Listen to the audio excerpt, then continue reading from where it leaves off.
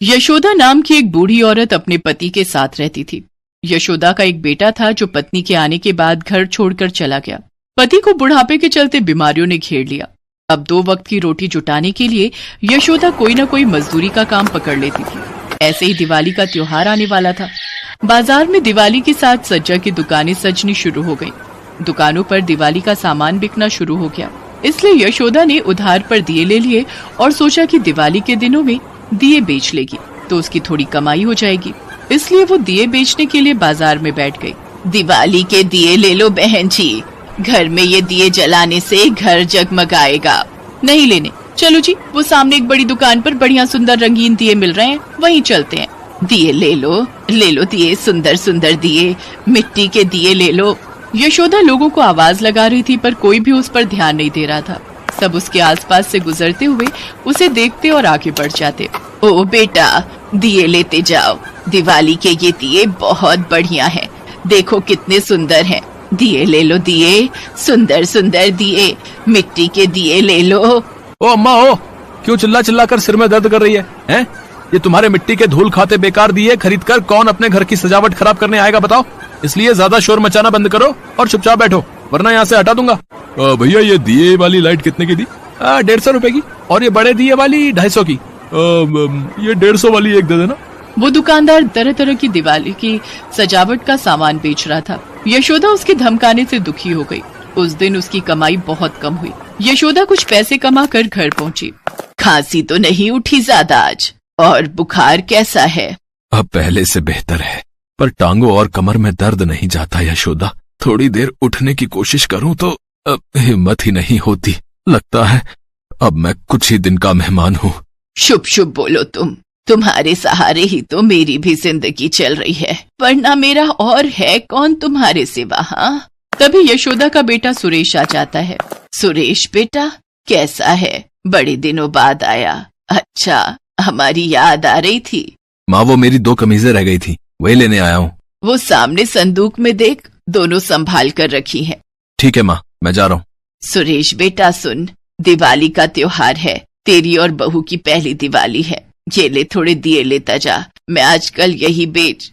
माँ, जो देना है जल्दी दो, मेरे पास टाइम नहीं है।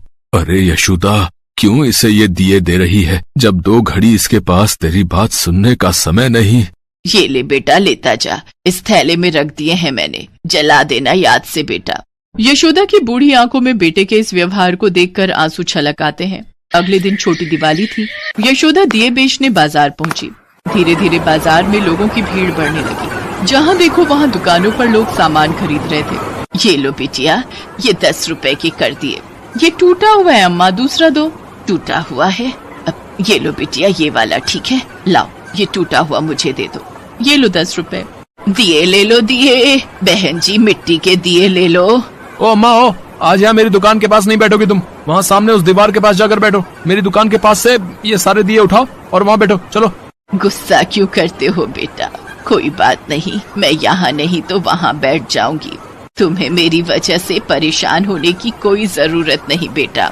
बेचारी यशोदा अपने बूढ़े शरीर से धीरे धीरे करके सारे दिए उठाती है और दूसरी जगह बैठ जाती है। शाम हो जाती है पर यशोदा की बिल्कुल भी कमाई नहीं हुई थी। अचानक यशोदा को शोर सुनाई दिया। अरे आग लग गई भैया, आग लग गई। आग लग गई? कहाँ?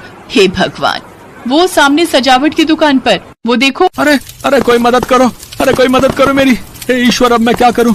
ओ भैया, अपनी मशीन दे दो, वरना ये आग मेरी दुकान के अंदर फैल जाएगी। अरे भैया, मेरे पास आग बुझाने की मशीन नहीं है। अरे भैया, देर मत करो, फायर ब्रिगेड को फोन कर दो। हम तो तुम्हारी दुकान के आसपास नहीं आएंगे, हमारी भी तो जान को खतरा है। सही कह रहा है भैया, हम क्यों अपने ऊपर मुसीबत मोल लें भैया? हैं? हमारी दुकान तो तुम्हारी दुकान से दूर है, तुम खुद ही फायर ब्रिगेड को फोन कर लो भैया। हाँ। हर कोई उस दुकानदार की दुकान में लगी आग का तमाशा देख रहा था।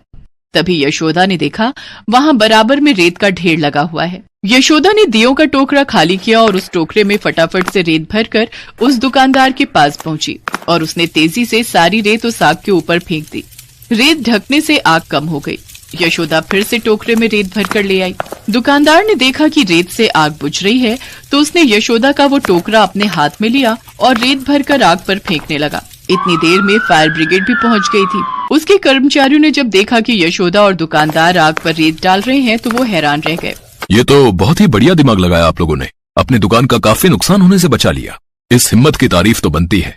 आप लोगों ने रेत डालकर बहुत अच्छा किया, इससे आग नहीं बढ़ती है और रेत आग को बुझाने में बहुत कारगर सिद्ध होती है।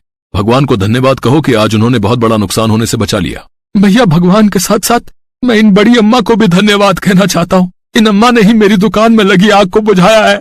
फिर तो अम्मा के साहस की प्रशंसा करनी होगी। चलिए अब हम चलते हैं और सब लोग अपनी अपनी दुकानों का ध्यान रखिए। दिवाली के दिनों में सेफ्टी बहुत जरूरी है। फायर ब्रिगेड वहां से चली जाती है।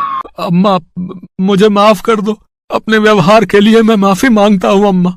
जो आज तुमने मेरे लिए किया है उसका एहसान मैं कैसे चुका पाऊंगा, यही नहीं समझ पा रहा। मेरी दुकान में लाखों का सामान था, अगर आज आग बढ़ जाती तो सब कुछ खत्म हो जाता। बेटा मन छोटा मत करो, सब कुछ ठीक है।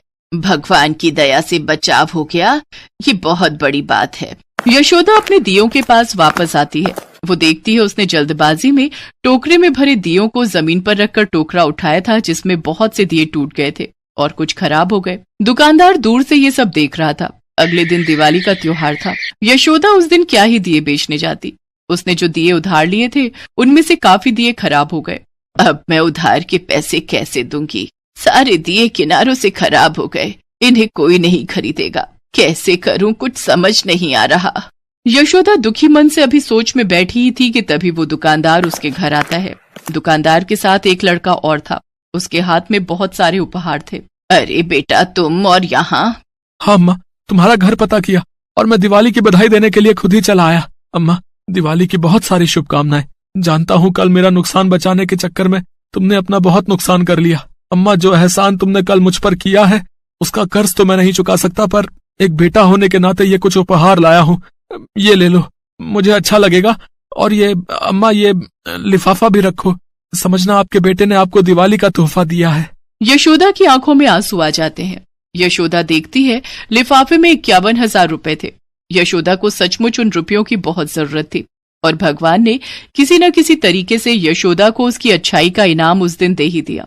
कहते हैं जो निस्वार्थ भावना से दूसरों की मदद करता है, भगवान भी किसी न किसी तरीके से उसकी मदद अवश्य करते हैं। यशोदा माँ लक्ष्मी और गणेश जी की पूजा आरती करती है और उन्हें धन्यवाद कहती है। दिवाली के अगले दिन वो दिए वाले को उधार के पैसे दे देती है। यशोदा अपने पति को एक अच्छे डॉक्टर को दिखाती है। अच्छे डॉक्टर के इलाज से उसके पति की तबीयत में सुधार हो जाता है। यशोदा ने उन रुपयों से सब्जियां खरीदी और अपने पति के साथ मिलकर सब्जी का ठेला लगाने लगी। वो जानती थी कि उसके बेटे की अपनी जिंदगी है। अब वो अपनी पत्नी के साथ खुश है और वो उनके साथ नहीं रहेगा, इसलिए बुढ़ापे में वे दोनों खुद ही एक दूसरे का सहारा है।